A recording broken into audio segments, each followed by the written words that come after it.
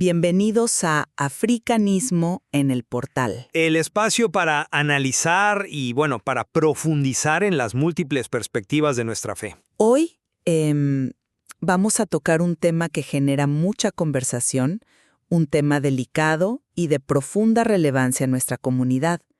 La iniciación de personas homosexuales en el sacerdocio de Ifá, lo que conocemos como Itefá. Exacto.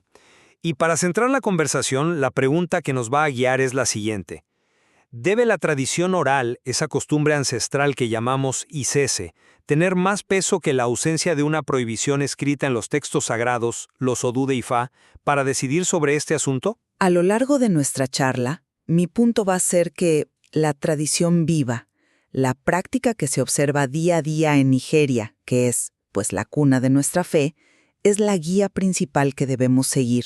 Es nuestro faro. Yo por mi parte voy a sostener que si no existe una prohibición explícita y clara en los Odú, entonces no tenemos una base religiosa sólida para justificar esa exclusión.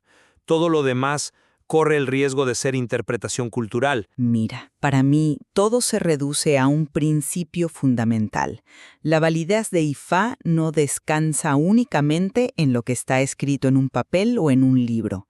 El concepto de Isese, que es este profundo respeto por las tradiciones de nuestros ancestros, es una fuente de autoridad tan legítima como el propio Odú. Fíjate, en Nigeria hay cientos de acciones y decisiones dentro de la práctica de Ifá que no vas a encontrar textualmente en un verso. Pensemos, por ejemplo, en ciertos detalles de cómo se consagra un iquín o cómo se prepara un osañín. Muchos de esos procedimientos no están detallados, pero se transmiten de maestro a aprendiz, de generación en generación. Ese es el corazón de Isese. Y mi experiencia directa, desde que comencé a viajar a África en el año 2001, es contundente. Jamás en todos estos años y en múltiples comunidades he visto a un babalao que sea abiertamente homosexual, ni he presenciado o escuchado de una iniciación de un hombre homosexual en Itefá. Y esto no lo digo como una opinión, sino como la constatación de una práctica milenaria que se sostiene en la cuna de Ifá y que, por lo tanto, debe ser respetada como parte integral de nuestra fe. Entonces, eso nos lleva a la pregunta fundamental que muchos se hacen. Si Olódùmarè o Ifá lo prohíben, ¿por qué no está en el texto sagrado que nos dejaron? Mi argumento parte justamente de ahí. A ver, el pilar de cualquier regla religiosa, sobre todo una de exclusión, debe encontrarse en sus textos sagrados. Si no hay una base textual, corremos el enorme riesgo de elevar una costumbre cultural, quizás hasta un prejuicio, a la categoría de mandato divino. La propia fuente que estamos analizando hoy admite, y cito, que no existe de forma explícita en ningún Odú conocido de Ifá una prohibición que impide iniciar a una persona por el hecho de ser homosexual. Para mí, este es el punto de partida y el más crucial de todos. Por eso cuando alguien pregunta, ¿y eso en qué signo de Ifá aparece?, no es una burla, ni una señal de ignorancia. Al contrario, es la pregunta teológica más legítima y yo diría necesaria que podemos hacer para separar la doctrina religiosa de las normas sociales de una cultura específica en un momento específico de su historia. Veo por qué pones tanto énfasis en el texto, pero creo que esa visión, muy común en el Ifá que se practica en Occidente, tiene un problema de fondo. Se ha generado la idea de que todo, absolutamente todo, tiene que estar codificado en un Odú para ser válido. Y eso es una incomprensión de cómo funciona nuestra tradición. Isese no es simplemente costumbre en un sentido vago, es la autoridad viva de la tradición. Es la cadena ininterrumpida de práctica y conocimiento que nos conecta directamente con los ancestros. Descartarla porque no se encuentra en un libro es, desde mi punto de vista, un error fundamental. Es como quitarle a Ifá una de sus dos piernas. Lo dejamos cojo, sin una de sus fuentes de legitimidad más importantes. Tu punto sobre ICS es el argumento más fuerte de tu posición y lo respeto. Es la columna vertebral de la tradición. Sin embargo, esa misma fortaleza es su debilidad cuando se enfrenta a una pregunta de justicia. Debemos ser críticos y preguntarnos, ¿esa tradición es inmutable y de origen divino? ¿O puede estar influenciada por prejuicios culturales de una época? La Escritura, aunque no lo contenga todo, nos ofrece una base más objetiva y universal. Nos protege de perpetuar discriminaciones que quizás no tienen su origen en la voluntad de Olodumare, sino en tabúes sociales. La gran pregunta aquí es, ¿cómo distinguimos una tradición ancestral sagrada de un prejuicio cultural que se ha solidificado con el tiempo? El texto nos da un ancla para hacer esa distinción. Pero es que esa ancla textual nos deja flotando en el aire cuando la práctica en el mundo real es tan clara. La cadena ininterrumpida de linaje y la comunidad de mayores son el filtro. No es la decisión arbitraria de una persona, es el consenso sostenido de generaciones.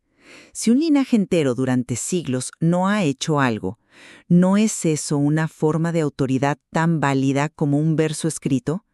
Ignorar el peso de la práctica es como leer un manual de natación sin meterse nunca en el agua, y creer que por eso ya sabes nadar. Entiendo el argumento, pero esa comunidad de mayores también es producto de su tiempo y su cultura.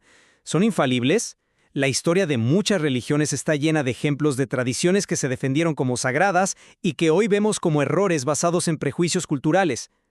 El texto al menos nos da una base común que trasciende las opiniones de un grupo en un momento dado. Es un punto de referencia más estable. Por eso insisto en que sin una base en el Odú, estamos en un terreno muy resbaladizo. Bueno, entonces volvamos a la evidencia empírica, que es abrumadora. Mi punto sobre la práctica en Nigeria no es una anécdota personal, es la observación consistente a lo largo de décadas y por parte de muchísimos sacerdotes que han viajado y estudiado allá, de una ausencia total de babalaos abiertamente homosexuales y de sus iniciaciones. Esto no es una casualidad. Es un patrón que refleja una norma tradicional profunda y arraigada. No es algo que se decidió ayer, es el resultado de una práctica milenaria. Ignorar ese peso, esa realidad tangible, en favor de una ausencia en el texto, me parece que es cerrar los ojos a cómo funciona realmente Ifá en su lugar de origen. Entiendo que la evidencia empírica que presentas desde Nigeria parece contundente, pero yo creo que la interpretamos de forma muy diferente. Para mí, una observación, incluso si es extensa y compartida, no constituye una ley religiosa universal. La ausencia de algo no prueba una prohibición divina, simplemente refleja la norma social y cultural de ese lugar. Es decir, que no ocurre en Nigeria nos dice que culturalmente no es aceptado o no sucede allí. Pero Ifá ha demostrado a lo largo de su historia una capacidad increíble para adaptarse a nuevos contextos. Si me permites, ¿estamos hablando de una ausencia o de una prohibición activa? Porque no es lo mismo. Es una excelente pregunta. Y mi punto es que, al no haber texto, solo podemos constatar una ausencia en la práctica, que interpreto como un reflejo cultural.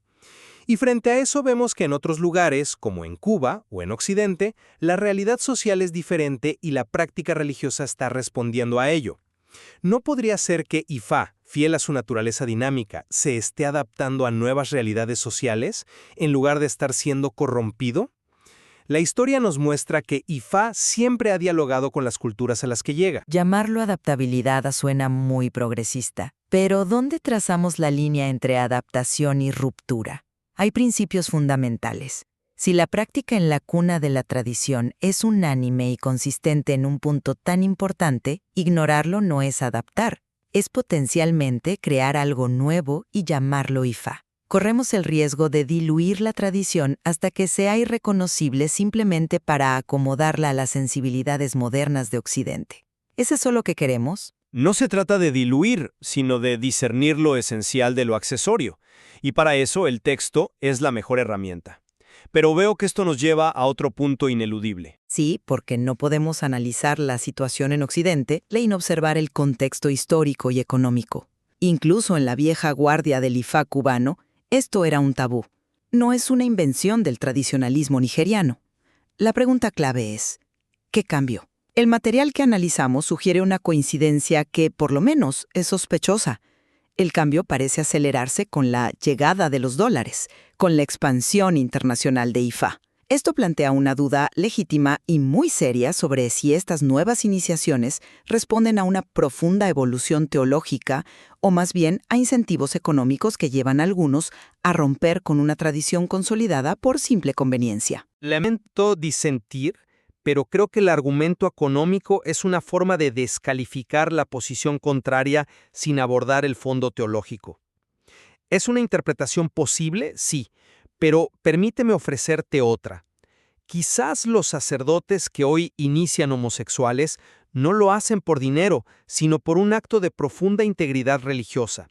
Quizás, al estudiar los odús de manera exhaustiva y no encontrar un solo fundamento para la prohibición, actúan en conciencia y deciden que su deber es eliminar un tabú que consideran cultural y no esencial a la doctrina de Ifá. Es una decisión valiente si lo ves desde esa perspectiva. Pero no podemos ignorar la cronología de los hechos. ¿Por qué esta ola de integridad religiosa surge con tanta fuerza precisamente cuando el Ifá occidental comienza a tener más poder adquisitivo y demanda? La correlación es, como mínimo, llamativa y merece un análisis más escéptico. A veces, las revelaciones teológicas coinciden de manera muy conveniente con las oportunidades de mercado. No digo que sea siempre el caso, pero es un factor que no podemos obviar en el análisis. La correlación no implica causalidad, podría argumentarse justo lo contrario. Quizás una mayor independencia económica también permite a los sacerdotes actuar con más libertad de conciencia sin temer la desaprobación de una vieja guardia que quizás defendía más un tabú social que un mandato divino. El argumento económico es una espada de doble filo.